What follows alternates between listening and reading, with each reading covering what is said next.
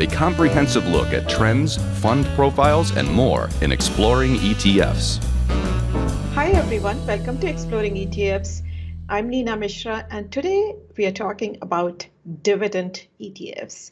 So dividend stocks and ETFs were very, very popular last year.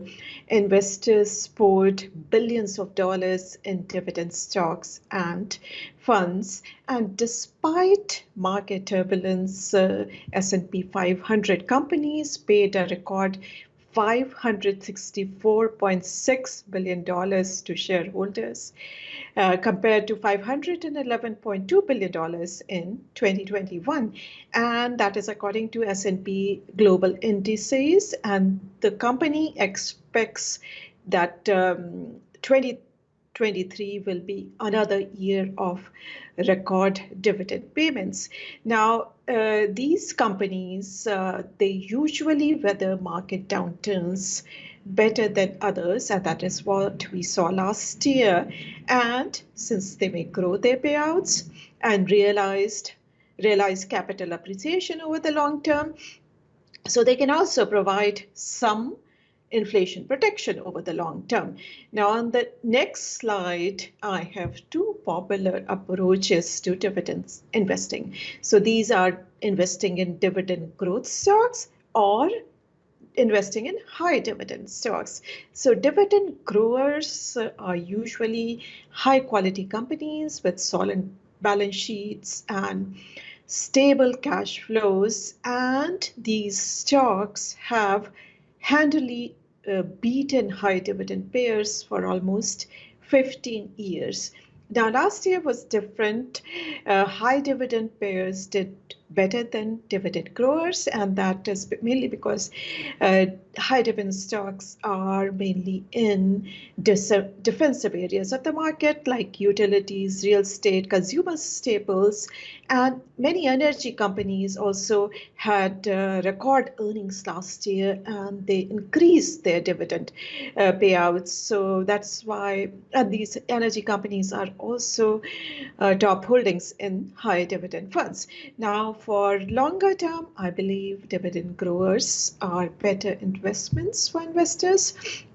So we are taking a look at 3 ETFs, ultra popular, ultra cheap, and they focus on quality and sustainability of dividends. Their dividend payouts, last year their dividend yield is greater than the S&P 500 index, and they all handily beat the S&P 500 index last year. So the first one I'm highlighting is the most popular dividend ETF with about 66 billion in assets and ultra cheap with just 6 basis points in expense ratio.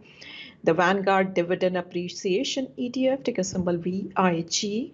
It holds companies that have been consistently increasing their dividends for 10 years at least. And then it excludes the top 25% highest yielding companies, because of some of these high yield companies may be due to price decline. So with price decline, the yield may go up. So just to ensure quality and sustainability of dividends, this does not include those companies. To learn more about this ETF, you can go to the quote page on Zacks.com, read our research report articles. Using the link, you can go to the Vanguard web page for this ETF and learn more about what it intends to do. Companies that have a record of consistently increasing their dividend over time.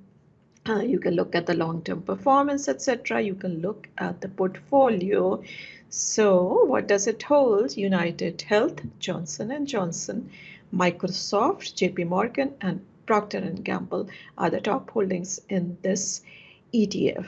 The second one I'm highlighting was very popular last year. It was one of the top 10 asset gainers of 2022 because it has a nice dividend yield and also did quite well last year. So it's the Schwab US Dividend Equity ETF, ticker symbol SCHD.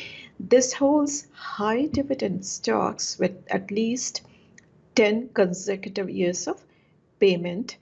Very popular 46 billion in assets now, and ultra cheap with 6 basis points expense ratio. Again, to learn more, you can go to the quote page on Zacks.com.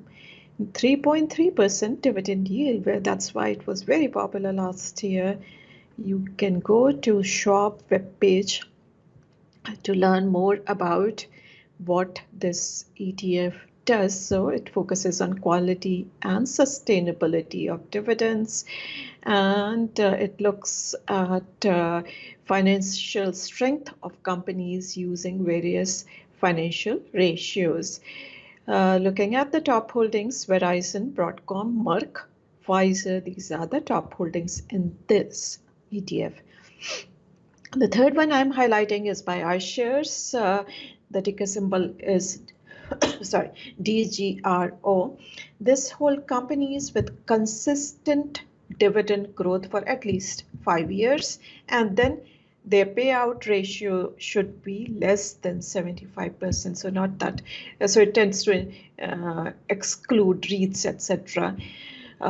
Then it weights those companies by their dividends. This is also ultra popular with 25 billion in assets, and it's very cheap too with just 8 basis points expense ratio. So again, to learn more, you can go to the quote page on Zacks.com and the external homepage, the iShares web page. So companies with the history of sustained dividend growth and diversified across industries. To look at the top holdings, Exxon, JP Morgan, Johnson & Johnson, Microsoft and Apple are the top holdings in this ETF. On the next slide, I have the comparative performance versus the S&P 500 index. The Schwab product was the best performer, down about 2%. The other two ETFs, dividend ETFs, were down around 6-7% over the past year, whereas the S&P 500 index was down about 16%. And in full disclosure, I own these 3 ETFs in the ETF investor portfolio that I manage. Thanks for watching. Make sure to check out Zacks.com/promo for an interesting offer, and also make sure to subscribe to all our videos so that you do not miss anything, and I'll see you next week.